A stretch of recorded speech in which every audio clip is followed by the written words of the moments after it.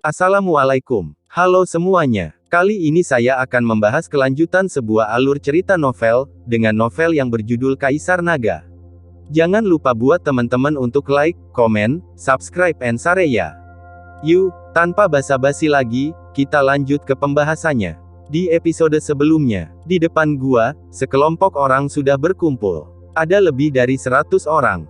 Orang-orang dari Akademi Macan Putih dan King Long Yuan telah tiba, ucap Feng Wu berbisik kepada Lu Ming. Iya, Lu Ming mengangguk. Lu Ming, jika kamu bergerak sebentar, kamu harus berhati-hati dengan beberapa orang, ucap Feng Wu menunjuk ke salah satu pemuda berjubah putih dengan manset bersulam kayu hijau dan sabuk giok ungu di pinggangnya, dan berkata, pria ini Duan Wujue, yang terkuat di antara pendatang baru di Akademi Macan Putih, ucap Feng Wu. Kemudian, menunjuk ke pemuda lain berjubah hijau, dia berkata, nama pria ini adalah Huang Yu, dan dia adalah murid nomor 1 dari murid pemula King Long, ucap Feng Wu. Lu Ming bersenandung lagi. Ini membuat Feng Wu memutar matanya, ini terlalu tenang, beberapa dari mereka semua sangat berbakat, mereka adalah pesaing kuat untuk Raja Pemula tahun ini. Tanpa sadar, hidung Feng Wu mendengus pelan, dan mulut kecilnya sedikit terangkat. Tanpa diduga, Lu Ming tiba-tiba bersandar di telinganya, dan berkata, kamu banyak bicara, kamu sangat peduli padaku, ucap Lu Ming. Terperangkap lengah, Feng Wu terkejut, hampir berteriak, wajahnya memerah, dan dia membanting melotot ke arah Lu Ming, dia berkata, apa yang kamu bicarakan, siapa yang peduli padamu, jika bukan karena pengakuan Suster Mulan, jika bukan karena fakta bahwa kamu menyelamatkanku, aku tidak akan repot-repot peduli padamu, ucap Feng Wu. Oh, itu dia, ucap Lu Ming mendecakkan lidahnya, lalu melihat ke depan lagi. Feng Wu mengembuskan napas ringan, tapi entah kenapa, jantungnya terus berdetak kencang. Setelah beberapa saat, sekelompok orang lain datang, mereka adalah murid Xuan Wu Yuan. Keempat halaman ada di sini. Lu Ming dan Feng Wu menahan napas dan melihat ke depan. Setelah beberapa saat, para murid dari halaman keempat mengeluarkan kelinci bermata perak dan menempatkannya di pintu masuk gua, sementara para murid dari halaman keempat semuanya bubar dan mundur untuk bersembunyi di dekatnya.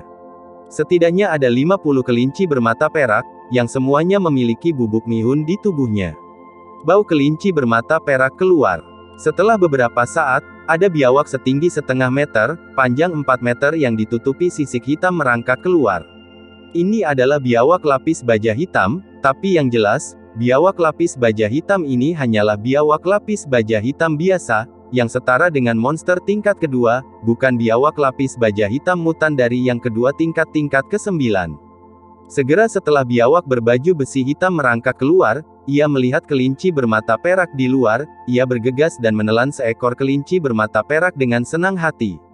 Saat ini, biawak lapis baja hitam lainnya merangkak keluar, dan itu juga bukan biawak lapis baja hitam mutan. Setelah itu, beberapa kadal monitor lapis baja hitam merangkak keluar satu demi satu, dan melahap selusin kelinci bermata perak dalam beberapa pukulan. Murid dari 4 halaman sedikit cemas. Ini adalah kelinci bermata perak yang telah mereka tangkap selama beberapa hari, jika mereka dimakan oleh kadal monitor lapis baja hitam biasa ini, mereka tidak akan memiliki kesempatan kedua. Sekarang setelah uji coba selesai, hanya tersisa 2 hari lagi, dan mereka tidak punya waktu untuk menangkap begitu banyak kelinci bermata perak.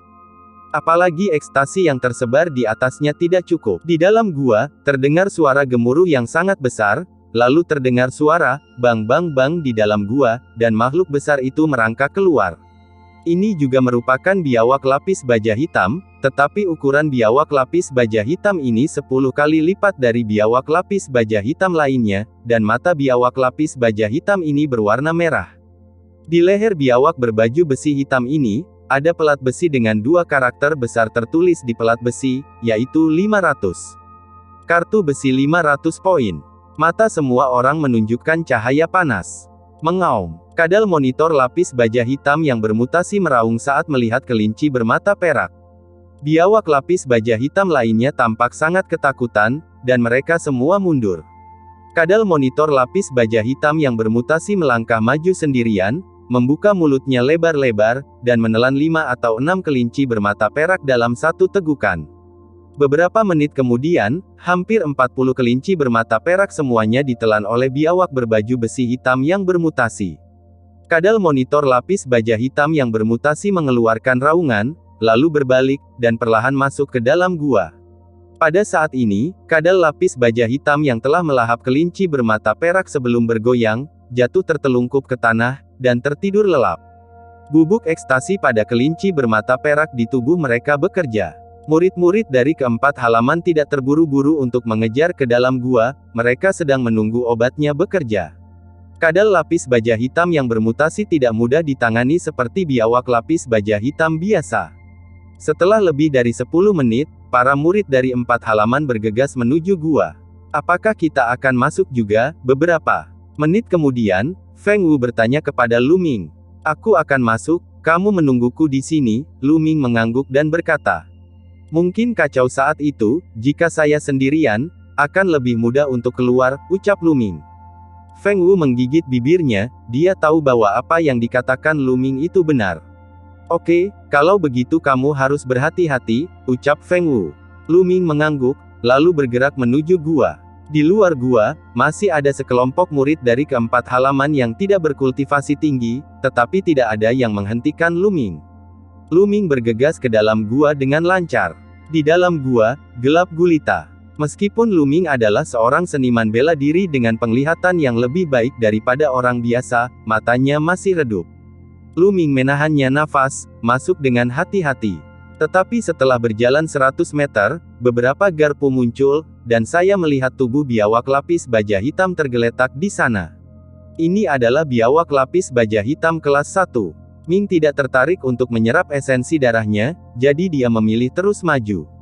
Lu Ming terus memilih garpu secara acak dan masuk. Ini adalah sarang tua biawak lapis baja hitam.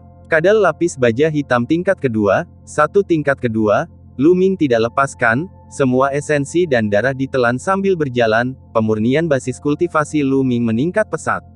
Jelas, jumlah murid dari pengadilan keempat dominan, dan tidak ada mayat murid dari keempat akademi yang ditemukan di sepanjang jalan. Lu Ming berjalan maju seperti ini selama sekitar 20 menit, dan melahap 3 biawak lapis baja hitam tingkat pertama tingkat 2 dan 1 biawak lapis baja hitam tingkat 2 tingkat kedua di sepanjang jalan. Budidaya Lu Ming berhasil dipromosikan menjadi seni bela diri tingkat tengah. Pada saat ini, Lu Ming melihat cahaya redup datang dari depan. Lu Ming melangkah ringan dan berjalan menuju cahaya terang. Setelah masuk, dia menyadari bahwa itu adalah pintu masuk gua, yang tidak setinggi manusia. Lu Ming berjalan ke pintu masuk gua, melihat keluar pintu masuk gua, dan sedikit terkejut. Di luar pintu masuk gua terdapat gua bawah tanah yang sangat besar, dengan panjang dan lebar lebih dari 100 meter, dan tingginya puluhan meter. Di dinding batu di sekitar gua, terdapat balok-balok batu yang memancarkan cahaya redup. Ini adalah biji batu bercahaya, jika komponen bercahaya dalam biji ini diekstraksi, dapat dibuat menjadi batu bercahaya, yang dapat digunakan untuk penerangan. Dengan cahaya biji batu bercahaya, Lu Ming melihat ada banyak bukaan seperti ini di dinding sekitar gua, dan di beberapa bukaan, orang bisa terlihat samar-samar. Ada beberapa orang yang bersembunyi di pintu masuk gua di 4 halaman ini. Dan pintu masuk gua Lu Ming tingginya lebih dari 10 meter dari lantai gua. Di tengah gua, ada monster besar tergeletak di sana. Itu adalah biawak lapis baja hitam yang bermutasi. Pada saat ini, biawak berbaju besi hitam belum tertidur lelap, dan meraung keras di sana, membuka mulutnya yang berdarah dari waktu ke waktu. Tidak heran murid-murid dari 4 halaman tidak melakukan apa-apa, mereka semua menunggu biawak lapis baja hitam yang bermutasi untuk tertidur lelap. Kadal monitor lapis baja hitam yang bermutasi adalah monster tingkat 9 tingkat kedua, yang setara dengan prajurit yang kuat dengan seniman bela diri tingkat 9, jika seorang prajurit dengan seniman bela diri tingkat keempat ditampar, dia pasti akan mati. Waktu berlalu dengan lambat. 10 menit kemudian, kelopak mata biawak lapis baja hitam yang bermutasi menjadi semakin berat, dan sepertinya akan tertidur, tetapi tidak tertidur sepenuhnya. Ketahanan biawak lapis baja hitam yang bermutasi benar-benar mengerikan, setelah memakan begitu banyak kelinci bermata perak, ia masih mampu menahannya. Desir. Pada saat ini, sesosok melompat keluar dari lubang seperti kilat, dan bergegas menuju leher kadal monitor lapis baja hitam. Yin Kai, ucap Luming. Mata Luming berkilat, dan sosok ini sebenarnya adalah Yin Kai. Lalu setelah itu, bagaimanakah kelanjutan ceritanya? Next di episode berikutnya ya. Wassalamualaikum warahmatullahi wabarakatuh.